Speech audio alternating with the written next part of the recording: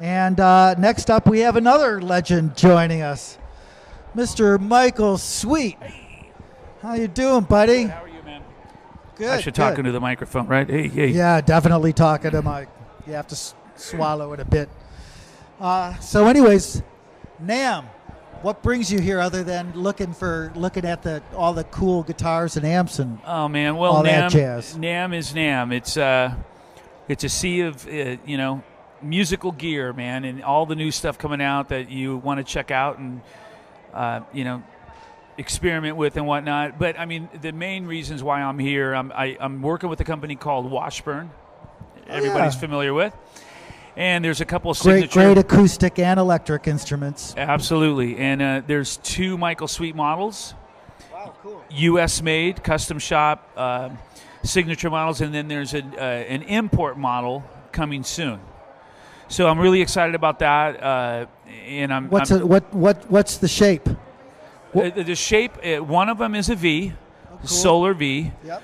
Washburn, and the other one is called a Priestess, and it kind of has that explorer / Firebird shape to it, really killer guitar, and I'm thrilled to be playing them. I toured with them last year and played those exclusively, and hopefully for years to come I'll be playing Washburns exclusively.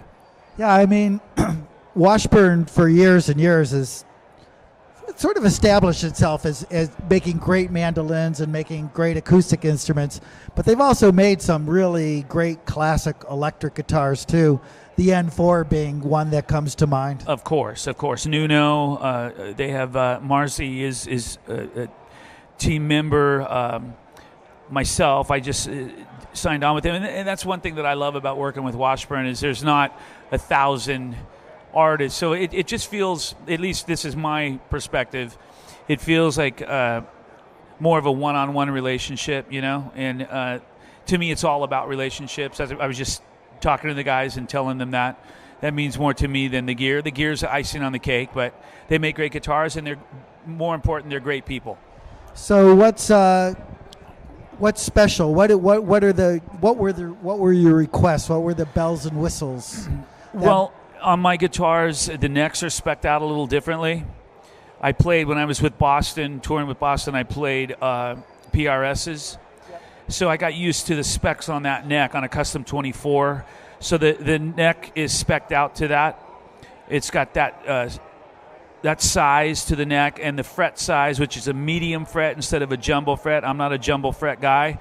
A lot of the modern rock metal guitars have jumbo frets. I'm a jumbo fret guy. Yeah, and that's okay. That's all right. These are medium frets, and maybe it's because I grew up playing some of the old Epiphone guitars and stuff, Fenders with the medium frets, Right.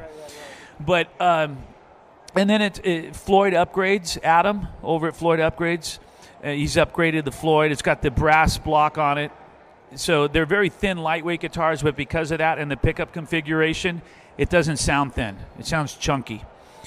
Seymour Duncan pickups in it, blackouts. You can't go wrong with those.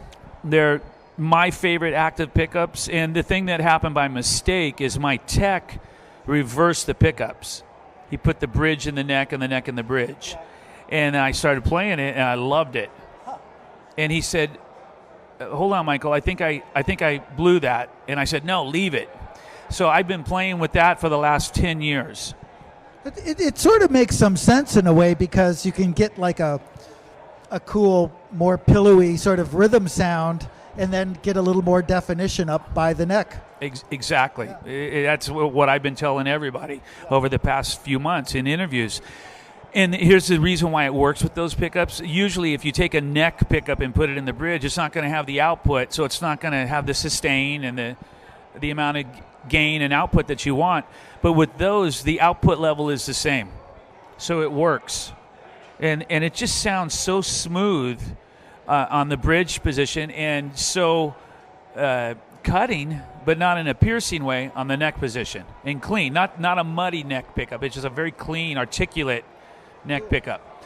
I also have I have a Floyd Rose with the locking system on them, but I also had him put the Spurzell locking tuners because it makes string changing faster. See, this is the thing. Like, that's essentially why I've always wanted to be a rock star, is because I could have a Floyd and somebody else would change the strings.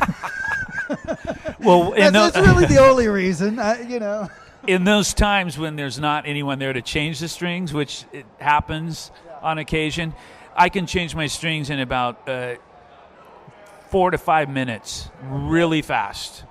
You know what? I'm going to tell you right now. You should. It would go viral. You should make a video of that. Oh, the man. Michael Sweet method of changing strings on a Floyd. It works, man. And have like a little timer going in the background. Dude, I'm telling you, I got it down. I can change it. I would make a great tech. Yeah. If I ever lose my job as the guitar player, singer, striper, I'll apply to be a tech. So if you could be anybody's tech, whose tech would you be? Absolutely. Eddie Van Halen's, of course. Come on.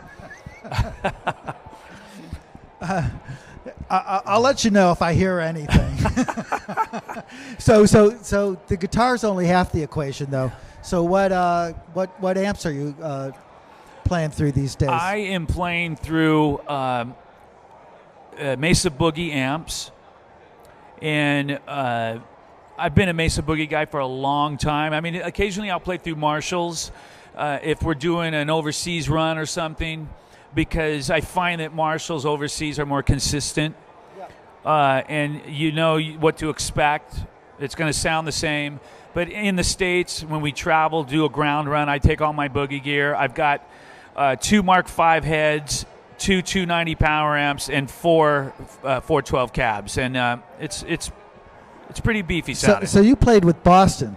I did play with Boston and sang for Boston, yes. Did Tom Scholz ever yell at you?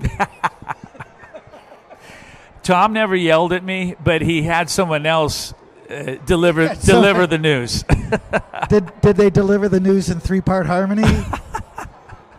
No, but I'll tell you a quick funny story about Tom. Yeah.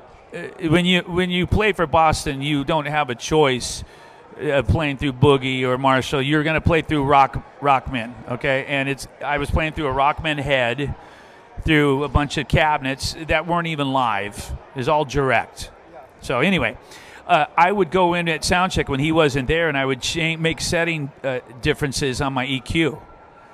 Barely. I'm talking 2 dB post at, say, 200 or whatever. He would walk in and say, Michael, I